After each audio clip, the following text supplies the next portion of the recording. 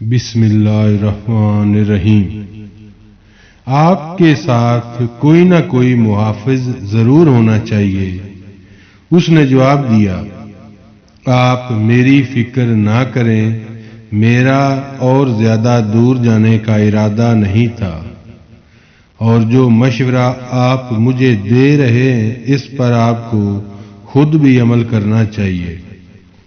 میں آپ کا مطلب نہیں سمجھا۔ میرا مطلب ہے فوج کے ایک عہدیدار کو بھی اپنی حفاظت کا خیال رکھنا چاہیے۔ عتبہ نے کہا، آپ مجھے کبھی غافل نہیں پائیں گی۔ اس وقت بھی 4 آدمی میرے ساتھ ہیں۔ وہ تیر انداز نیچے کھڈ میں موجود ہیں اور 2 اوپر ٹیلے پر سے ہماری طرف کی حفاظت کر رہے ہیں۔ باقی آس پاس کے علاقے میں دشمن کو تلاش کر رہے ہیں، لیکن اگر میں پکڑا جاؤں تو بھی نصرانیوں کی قید میرے لیے کوئی نئی بات نہیں ہوگی، مگر آپ کو شاید معلوم نہیں وہ عورتوں کے ساتھ کیا سلوک کرتے ہیں۔ آپ ایک بہادر باپ کی بیٹی ہیں اور میں آپ کے متعلق بہت کچھ سن چکا ہوں، لیکن آپ برا نہ مانے تو میں آپ کو مشورہ دوں گا کہ موجودہ حالات میں آپ کو قلعے میں بھی نہیں رہنا چاہیے۔ آپ کا گاؤں زیادہ محفوظ ہے۔ اگر اجازت دیں تو میں آپ کے والد سے التجا کروں کہ آپ کو فی الفور وہاں بھیج دیں۔ نہیں، انہیں پریشان کرنے کی ضرورت نہیں، میں محتاط رہنے کا وعدہ کرتی ہوں۔ مجھے اس بات کی اجازت دیں کہ میں آپ کے ساتھ رہوں۔ عتبہ پوری ڈٹائی کے ساتھ اس کی طرف دیکھ رہا تھا، لیکن اس کا چہرہ غصے سے تمتما اٹھا اور اس نے گھوڑے کی باگ موڑتے ہوئے کہا تھا، نہیں، آپ اپنا کام کریں۔ اور پھر آن کی آن میں اس کا گھوڑا ہوا سے باتیں کر رہا تھا۔ اس کے بعد اس نے اسے دوبارہ ہم کلام ہونے کا موقع نہ دیا۔ وہ سواری کے لیے کہیں دور جانے کی بجائے قلعے کے آس پاس گھوم گھام کر واپس آ جاتی۔ تاہم جب بھی وہ اپنی قیام گاہ سے باہر نکلتی، اسے محسوس ہوتا کہ سرخ بالوں اور بھوری آنکھوں والا یہ آدمی قلعے کے کسی نہ کسی گوشے سے اسے گھور رہا ہے۔ حملہ اور غداری۔ اور پھر وہ ان لمحات کا تصور کر رہی تھی جب قلعے کے اندر اس کی امیدوں اور سپنوں کی دنیا یکایک بھیانک تاریکیوں میں گم ہو کر رہ گئی تھی۔ ایک رات وہ گہری نیند سو رہی تھی کہ ایک خوفناک دھماکے سے مکان کی دیواریں لرز اٹھیں۔ کمرے میں تاریکی تھی۔ وہ کچھ دیر خوف اور اضطراب کی حالت میں بستر پر پڑی رہی، پھر اسے آدمیوں کی چیخ و پکار سنائی دینے لگی تو اٹھ کر بیٹھ گئی اور اپنی ماں کو آوازیں دینے لگی۔ برابر کے کمرے کا دروازہ کھلا اور عمارہ نے سہمی ہوئی آواز میں کہا، میں یہی ہوں۔ امی جان، کیا ہوا؟ ابا جان کہاں ہیں؟ مجھے معلوم نہیں، وہ ابھی نیچے گئے ہیں، شاید دشمن نے حملہ کر دیا ہے، لیکن میں نے ایک خوفناک دھماکہ سنا تھا، میرا خیال تھا کہ شاید زلزلہ آ گیا ہے۔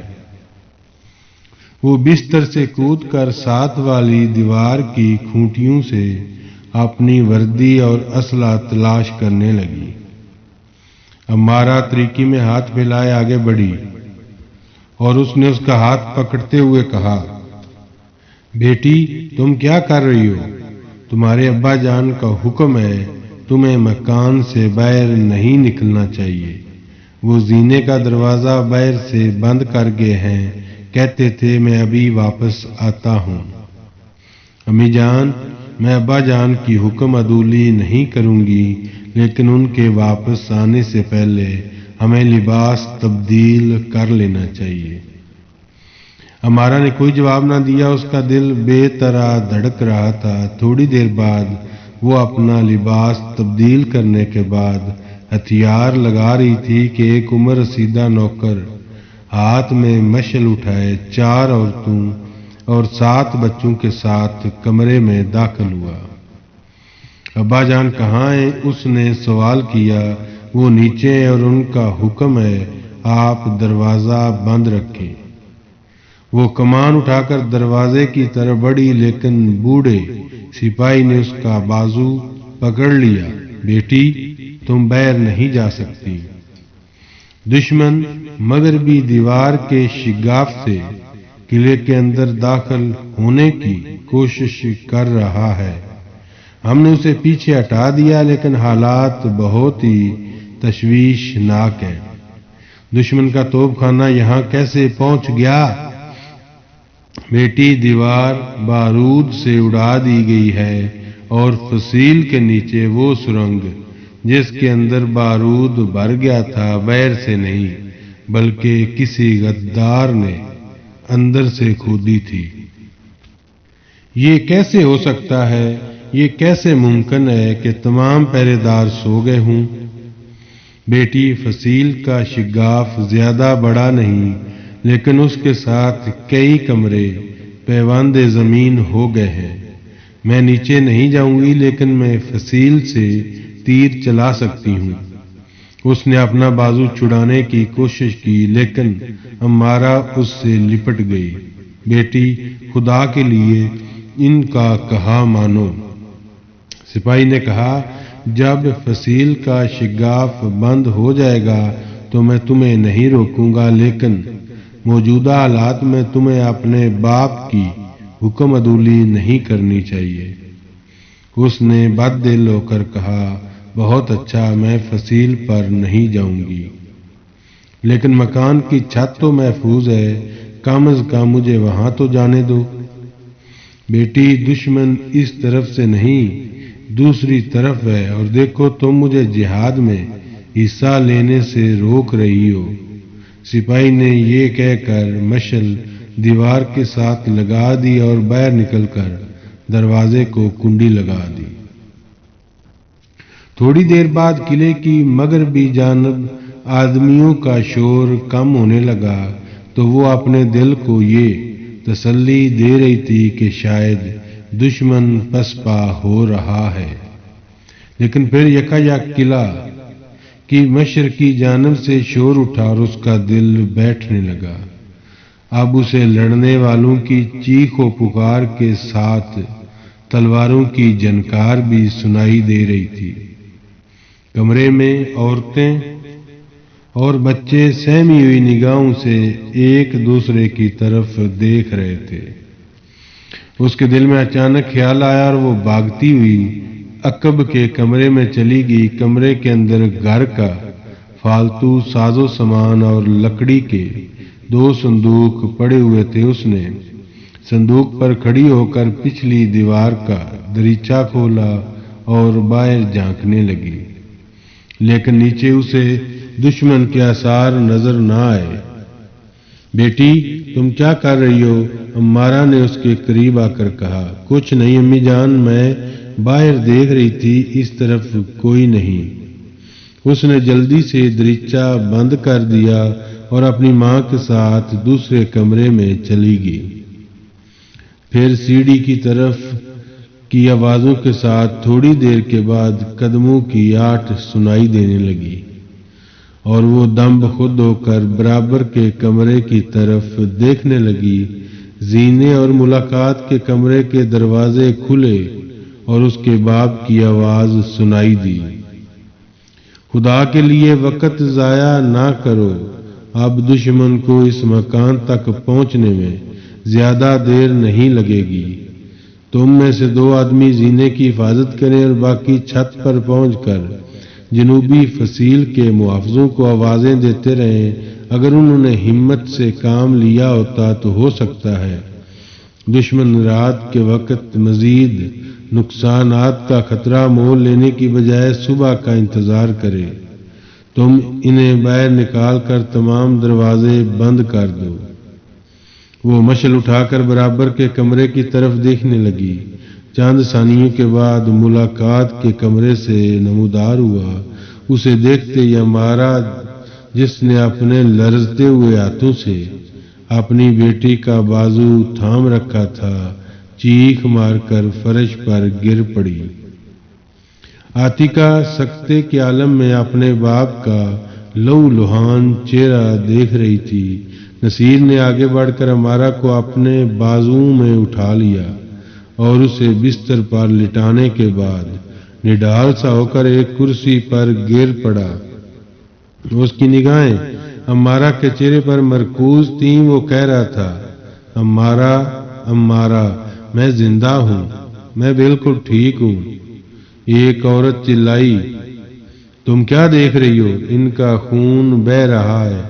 اور پھر وہ آگے بڑھ کر اپنی چادر سے اس کا خون پونچھنے لگی۔ عاتقہ اپنے آواز پر قابو پاتے ہی بھاگ کر دوسرے کمرے میں گئی اور مرہم پٹی کے سامان کا تھیلا اٹھا لائی۔ وہ ایک عورت کے ہاتھ میں مشعل دے کر تھیلا کھول رہی تھی کہ اس کا عمر رسیدہ نوکر عبداللہ کمرے میں داخل ہوا اور اس نے دروازہ بند کرتے ہوئے کہا، آپ بچوں کو پچھلے کمرے میں لے جائیں اور انہیں خاموش رکھیں۔ ایک عورت نے کہا، خدا کے لیے طبیب کو جلد بلاؤ، ان کا زخم بہت گہرا ہے۔ اس وقت طبیب کو تلاش کرنا ممکن نہیں۔ عاتقہ بیٹی، اب یہ کام تمہیں کرنا پڑے گا۔ اس نے کانپتے ہوئے ہاتھوں سے اپنے باپ کے سر کی مرہم پٹی کی۔ پھر اس کے باپ نے اپنی قمیض پھاڑ کر پسلی میں ایک اور زخم دکھاتے ہوئے کہا، بیٹی جلدی کرو، میرے ساتھی میرا انتظار کر رہے ہیں۔ تھوڑی دیر بعد وہ دوسرے زخم کی مرہم پٹی سے فارغ ہو چکی تھی اور اس کا باپ دوبارہ اپنی بیوی کی طرف متوجہ ہو چکا تھا۔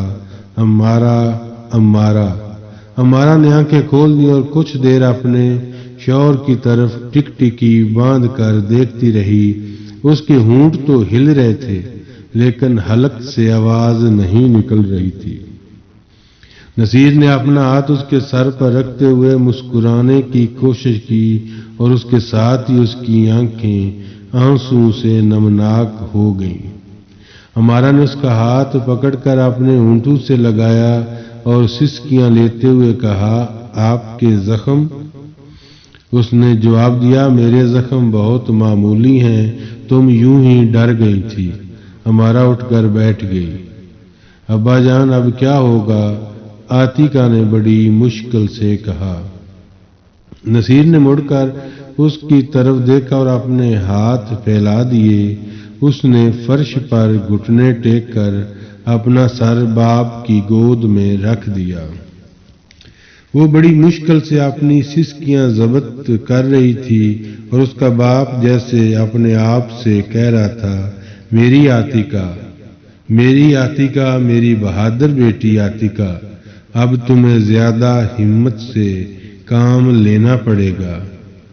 ہم بغیر دشمن کے دانت تو کھٹے کر سکتے ہیں لیکن اپنے گھروں میں چھپے ہوئے غداروں کا مقابلہ نہیں کر سکتے۔ ہم نے انہیں بھگا دیا تھا۔ میرے ساتھیوں نے فصیل کا شگاف اپنی لاشوں سے بھر دیا تھا لیکن غداروں کو دروازہ کھولنے کا موقع مل گیا۔ میں ہمیشہ اس کے متعلق اپنے دل میں خلش محسوس کیا کرتا تھا۔ ابا جان، آپ کو اس سرخ بالوں والے آدمی پر تو شک نہیں؟ مجھے شک نہیں، یقین ہے کہ وہ دشمن کا جاسوس ہے۔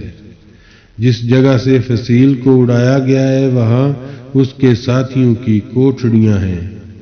دھماکے سے کچھ دیر قبل پہرے داروں نے 2 آدمیوں کو کوٹری سے نکل کر دروازے کی طرف جاتے دیکھا تھا۔ یہ ہماری بدقسمتی تھی کہ آج اتبا دروازے کی حفاظت پر متعین تھا۔ وہاں چند وفادار سپاہی بھی موجود تھے اور ان کی موجودگی میں دروازہ کھولنا ممکن نہ تھا، لیکن جب فصیل میں شگاف پڑ گیا تو ان میں سے اکثر دشمن کی یلغار روکنے کے لیے جا چکے تھے۔ وہ پہلی بار محسوس کر رہی تھی کہ اس کی حیثیت ایک بے بس لڑکی سے زیادہ نہیں۔ اس نے سر اٹھا کر اپنے باپ کی طرف دیکھا اور کہا، اب کیا ہوگا ابا جان؟ بیٹی اب میں کچھ نہیں کہہ سکتا۔ ہو سکتا ہے دشمن ہمارے خون سے پیاس بجھانے کے لیے صبح کی روشنی کا انتظار کرے اور باہر سے لوگ ہماری مدد کو پہنچ جائیں، لیکن اگر انہوں نے لڑائی جاری رکھی تو انہیں یہاں پہنچنے میں زیادہ دیر نہیں لگے گی۔ میرا اپنے ساتھیوں کے ساتھ رہنا ضروری ہے، لیکن باہر نکلنے سے پہلے میں تم سے ایک وعدہ لینا چاہتا ہوں۔ کیا میں امید کر سکتا ہوں کہ تم ایک سعادت مند بیٹی ہونے کا ثبوت دو گی؟ ابا جان، میں نے آپ کا اعتماد کبھی مجروح نہیں کیا، لیکن آپ ہر حالت میں باہر نہیں جا سکتے۔ میں چھت پر جا کر باہر کے حالات دیکھنا چاہتا ہوں۔ اگر خدا نہ خواستہ دشمن نے مکان پر حملہ کر دیا تو میں فوراً واپس آ جاؤں گا، لیکن تمہارا اپنی ماں کے ساتھ رہنا ضروری ہے اور تمہارے لیے عقب کا کمرہ زیادہ محفوظ رہے گا۔ عبداللہ تمہارے ساتھ رہے گا۔ بچے تاریکی میں خوف محسوس کریں گے، اس لیے دوسری مشعل جلا کر وہاں لے جاؤ، لیکن دریچہ بند رکھو تاکہ باہر روشنی نہ جا سکے۔ وہ کچھ کہنا چاہتی تھی، لیکن اس کے باپ نے جلدی سے ٹوک دیا، بیٹی اب باتوں کا وقت نہیں۔ عبداللہ تم کیا دیکھ رہے ہو؟ جلدی کرو، بچوں کے لیے پانی اور کھانے کا سامان بھی اندر رکھ دو۔